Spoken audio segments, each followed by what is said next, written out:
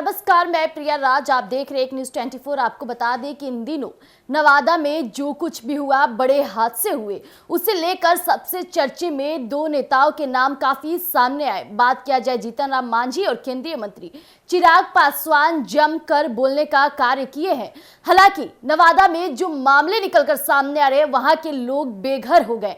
लोगों की चीख पुकार अभी भी वहां गूंज रही है और कहा जाए तो घरों की चिंगारी अभी भी वहां धधक रही है। और यही बात हो जाती है कि आज भी वहां के गरीब चीख पुकार के साथ कई नेताओं को गुहार लगा रहे हैं कि कोई उन्हें घर दे दे और रहने का ठिकाना दे दे।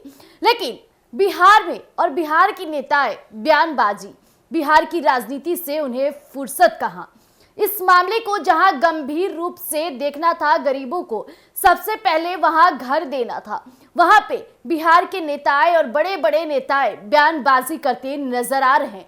उन्हें साफ तौर पे इसमें जातीय रूप से देखा जा रहा है, तो कहा जाए तो पार्टी को लेकर के अवहेलना करने की बातें सामने आ रही है।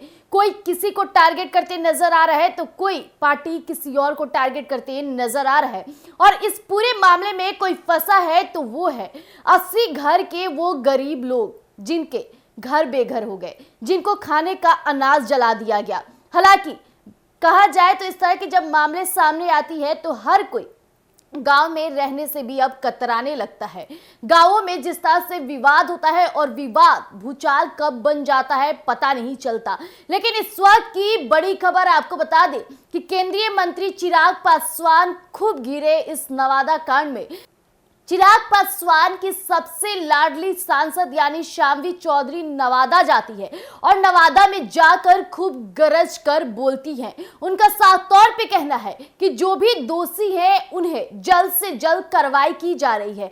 और मुझे केंद्रीय मंत्री चिराग पासवान ने निर्देश दिया था कि मैं नवादा आऊं और आप लोगों से मिलूं, इसलिए मैं यहाँ मौजूद हूँ। हालांकि जो भी घटनाएं हुई है उसे लेकर जल्द कार्रवाई किया जाएगा और बिहार के मुख्यमंत्री भी सख्त कार्रवाई के साथ इस पे नए प्रावधान भी लाएंगे। वहां गरीबों के साथ बातचीत के दौरान शाम्वी चौधरी ने यह भी कहा कि इसे जातीय रूप से ना देखा जाए तो ज्यादा बेटर रहेगा। अभी फिलहाल आपको हमारी मदद चाहिए, हम इसलिए यहाँ मौजूद है। जो भी इसके पीछे होगा उसे जल्द से जल्द सराखों के पीछे डाला जाएगा। हालांकि बता दें शाम्वी चौधरी वहां मौजूद है और शाम्वी चौधरी बड़ी बड़ी बातें कर रही है। इस दौरान केंद्रीय मंत्री चिराग पासवान का भी बयान सामने आ चुका है। केंद्रीय मंत्री चिराग पासवान का साफ तौर पे कहना है कि ये जो भी हरकतें किए हैं उन्हें जल्द से जल्द सजा दी जाएगी। मैं बिहार के मुख्यमंत्री नीतीश कुमार से भी आग्रह करता हूं कि जो भी इसके पीछे दोषी है उसे जल्द से कार्रवाई की जाए और उसे सराखों के पीछे डाला जाए, क्योंकि आए दिन ऐसे मामले खुलकर सामने ना आए। जिस तरह से बिहार में आरोप प्रत्यारोप बढ़ते जा रहा है दिन प्रतिदिन, इसे मद्देनजर रखते हुए अभी हर कोई सक्रिय हो गया है।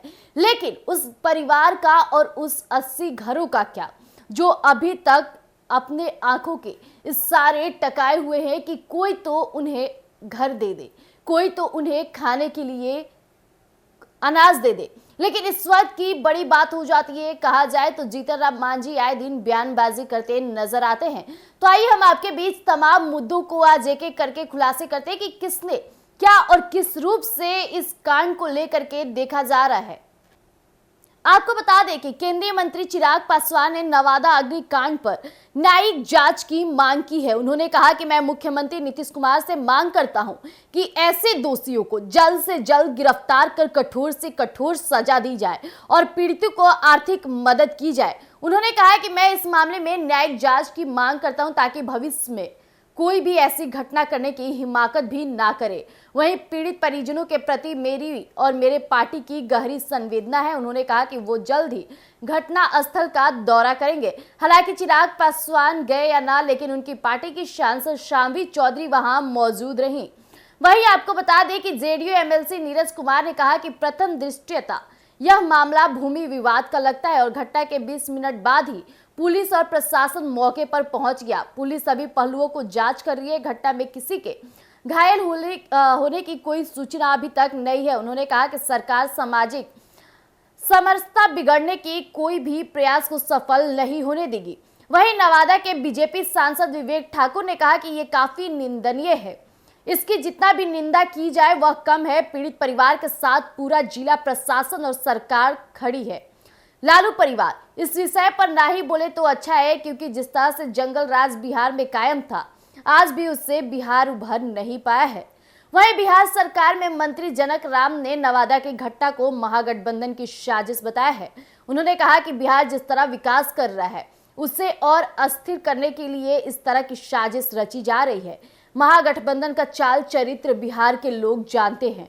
जनक राम ने यह भी कहा कि जिस तरह तेजस्वी यादव के माता पिता के शासनकाल में समाज के अंदर नफरत फैलाया गया, अगड़ा और पिछड़ा की लड़ाई की गई, एक बार फिर उसी को हवा देने की कोशिश हो रही है। जैसा कि अभी आपने सुना कि कई लोग बयानबाजी करते नजर तो आ रहे हैं, लेकिन किसी को ये नजर नहीं आ रहा है कि वो 80 घरों का अब क्या होगा।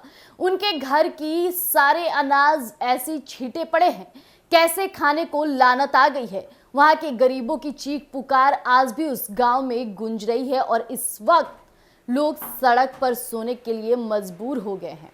लेकिन बिहार की राजनीति है, बयानबाजी जारी है। एक तरफ लालू प्रसाद यादव के परिवार पर तंज कसा जा रहा है, उनके शासनकाल पर सवाल खड़े किए जा रहे हैं। लालू प्रसाद यादव तो इस वक्त अपने घर मौजूद हैं, लेकिन अभी कई बड़े नेता मौजूद रहे, चाहे बात किया जाए केंद्रीय मंत्री चिराग पासवान, बात किया जाए बिहार के मुख्यमंत्री नीतीश कुमार, बिहार किया जाए बड़े बड़े बड़े नेताओं का, तो यहाँ बिहार में मौजूद हैं। क्यों बिहार के मुख्यमंत्री चुप हैं? क्यों बिहार के मुख्यमंत्री इस जंगल राज को क्यों नहीं खत्म कर देते हैं? जब बात आती है तो साफ तौर पे लोग कटाक्ष करना शुरू कर देते हैं लालू प्रसाद यादव पे। अरे लालू प्रसाद यादव की शासनकाल में जो कुछ भी हुआ, अब तो सुधर जाए शासनकाल, अब क्यों इस तरह के मामले सामने आते हैं? यानी उस समय भी लालू प्रसाद यादव के हाथ में कंट्रोलिंग पावर नहीं थी और आज भी कंट्रोलिंग पावर नहीं है, इस कारण ऐसे मामले सामने आते रहते हैं। पर सरकार को इस पर सख्त कार्रवाई करनी चाहिए और उन बेघरों को सबसे पहले उन्हें घर देना चाहिए, उन्हें खाने के लिए अनाज की व्यवस्था करनी चाहिए, क्योंकि इस वक्त सबसे ज्यादा जरूरी वो लोग की मानसिक स्थिति को नियंत्रण करना है। तो आज के लिए इतना ही। ऐसी तमाम खबरों के लिए आप बने रहिएगा 8 न्यूज़ 24 पर। धन्यवाद।